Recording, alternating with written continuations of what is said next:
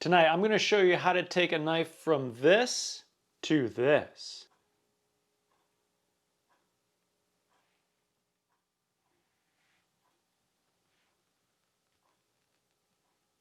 And it's because when you own a sharpening business, people bring you stuff that isn't just sharpening, right? I feel like sometimes people at least here in the Northeast, are like, oh, guy says he's shopping stuff, huh? So like I get the stuff that needs maybe some more work than some other stuff.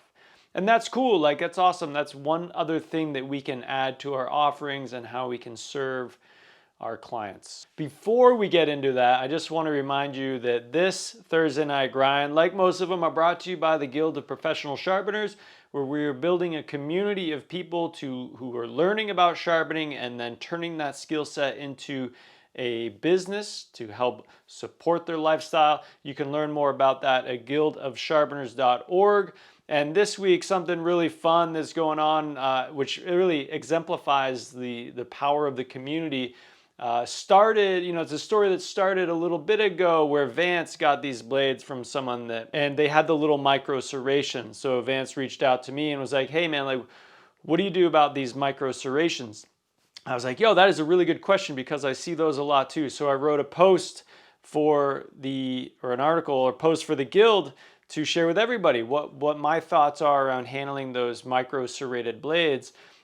Nate just recently got some micro serrated blades in too. He took the advice or the thoughts from that. He built his own system. He did those blades, communicated with his customer the right way, and his customer was happy. And Nate reached back and was like, yo, like I just got some of these and this article really helped.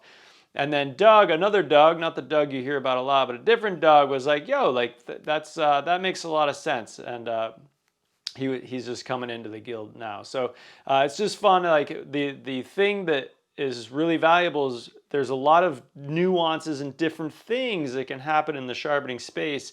And when, doing an 8-inch chef knife is one thing, but what if it has a swale or the micro or a chip or tips or like the handle? There's a lot of different things, right? So it's really valuable when you're trying to do this for other people as a professional service to have that archive and that mind pool of information to dig into before you just kind of try to figure it out on your own and like go to YouTube with, like YouTube is awesome. I'm on it right now, right? But like you just need to be careful with the content that you take in. So anyway, I think the Guild is really powerful, and I just wanted to use that as a way to demonstrate to you how valuable that is if sharpening and business, monetizing a sharpening skill is something that interests you. So now on to the show. What I've done here is laid out my arsenal of things that I call on, because the first step we need to do on that blade is clean it up, and then figure out what's going on with it. So I always start over here. I use Barkeeper's Friend, but really any abrasive kitchen style cleaner will work, and you can get this stuff at any supermarket or hardware store, right? But got Barkeeper's Friend and one of these green scrub pads, and you'd be surprised how great of a job that does, both on the grime and the gunk, and also for cleaning a patina off of carbon steel and getting minor rust off. This also, I'm not worried about scratching the blade or anything here. So like I always start here and I see how it comes out, and then I start working into my other stuff, doing so gingerly, right? I try to start in an inconspicuous place to see what effects it has on the blade. This is the same thing as a green scrubby, but it's one of those, it's an industrial style one. Little bit more aggressive. If just moving down the line, some other stuff I might try includes, this is wet dry sandpaper. This one is a 600 grit wet dry sandpaper. This one's 2000. I don't get a huge difference out of these than I get out of those, but it's nice. These, I'll include a link to these in the show notes, the description of the video, but these, you can get them on Amazon. They're two different, they're called rust erasers. They actually work better than I expected to, and the thing is sometimes you kind of have to, it doesn't just erase the rust. Like you got to scrub it like you would anything else here, but those aren't too bad. Moving down the line here, we're getting into some other stuff, and I have you. This is the 40, the steel wool. This one I haven't gotten better results from this than I got with what I've already shown you. So I recently got this multi-pack of steel wool that includes a coarse, a medium, and a fine, just to see if the steel wool will do anything more for me. Well, I have some other jobs going on that need a little bit of loving and elbow grease, so I'm kind of stocking up on things to try. I got these pads as well. These are like little sponge type foam material stuff with an abrasive quality to it. Use wet or dry. I don't know, like we'll see. I'm willing to give it a shot. Again, just starting in a place that's, if I, like maybe on the spine or the very tip or somewhere where like if it ends up scratching the blade, that doesn't turn out being a huge deal.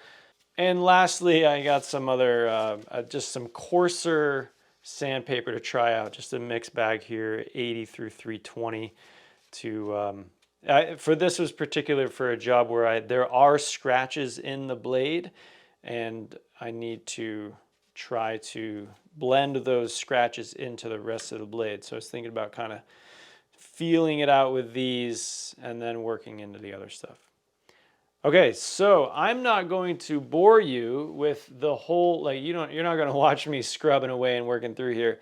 The other thing I want to point out is the sink bridge. I made this. You can get one from Sharpening Supplies or a bunch of other places that span your bridge, but span your sink. This is really nice to have that surface to lean into. You can spill a bunch of water, keep it nice and sloppy. It's all over the sink. It's rugged. I really like this, and I would consider this an essential tool in this application. Doing it over the sink, I got plenty. I got my warm soapy water here. It's like this is the place to start making this happen. I'll show you a little bit of video of me just grinding away, but I'll check in after I get it to the condition that I'm going to get it to, and we'll talk about what things I tried and what worked and what didn't.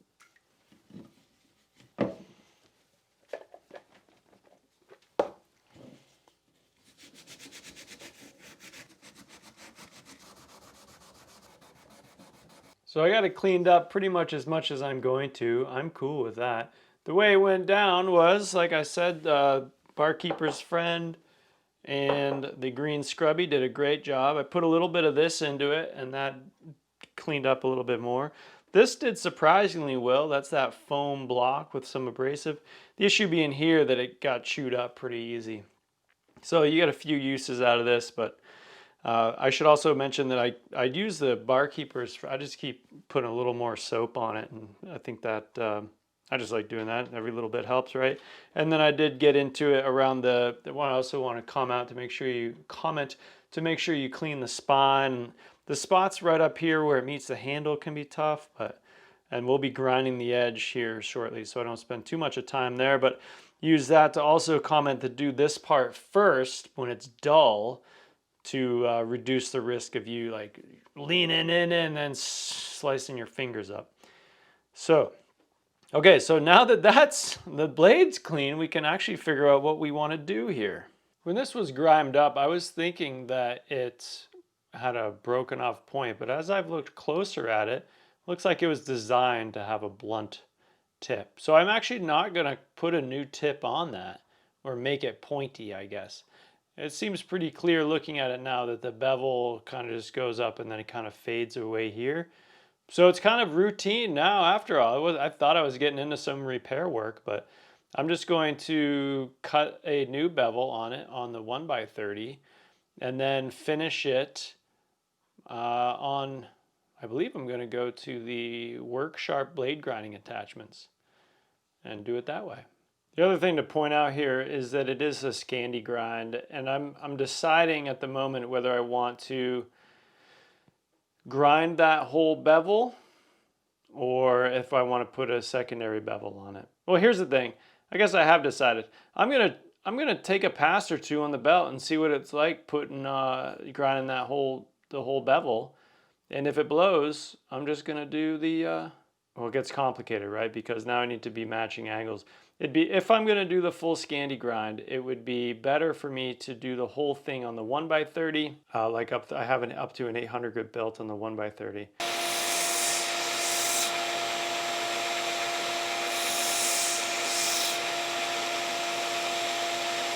Well, here's what happens, just so you know in the future. If you think that you just want to see what it's like to grind the Scandi grind, you commit.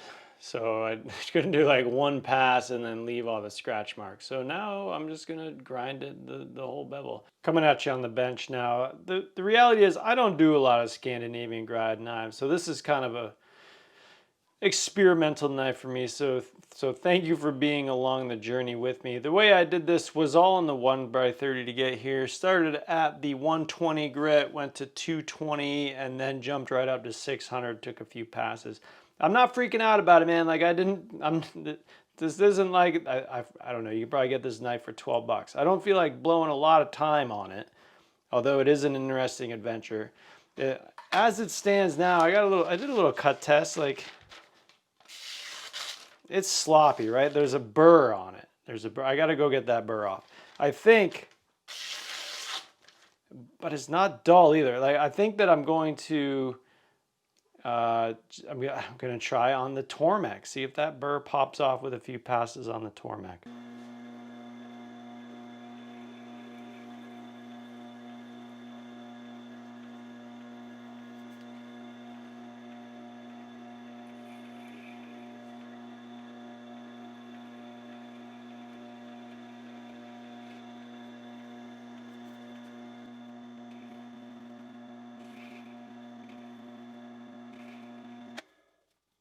Okay, so now we're back after the Tormek. Whoop, little catch there.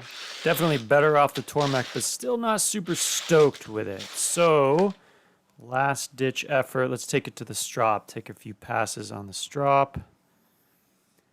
And then we'll just speed it up for you. And coming off the strop, we'll do a final cut test. And that did it. Okay, so that was fun, right? Like, I was getting a little, I don't know, worried at the end there, like I wasn't going to send it home great. But a few passes on the strop after the Tormek brought it alive. And that's one advantage of the Scandi grind, is you can just lay that whole edge right on the strop. And there's not a lot of hunting around for the angle. Like, that's the angle. So anyway, I'm happy with how that came out after all. That is a carbon steel knife, so this is going to get a little coating of Tsubaki or camellia oil before it goes back into its sheath. And that's it. I hope you gathered some value from this show tonight. If you want to help me and support the work that I do, please know that you can do things like commenting and hitting the thumbs up and subscribing to my channel. Those things are all really easy, and they tell the YouTube algorithm that what I'm doing is valuable, and it'll help me expand the channel and get more reach. So that's a real easy one. If you want to throw me a bone, I'd appreciate it. You can buy a nice cool shirt. These are available. If you look in the description below, you'll see a link for that. And if you want to learn how to sharpen your own stuff and turn that into money in your pocket, check out guildofsharpeners.org. I'll see you next week.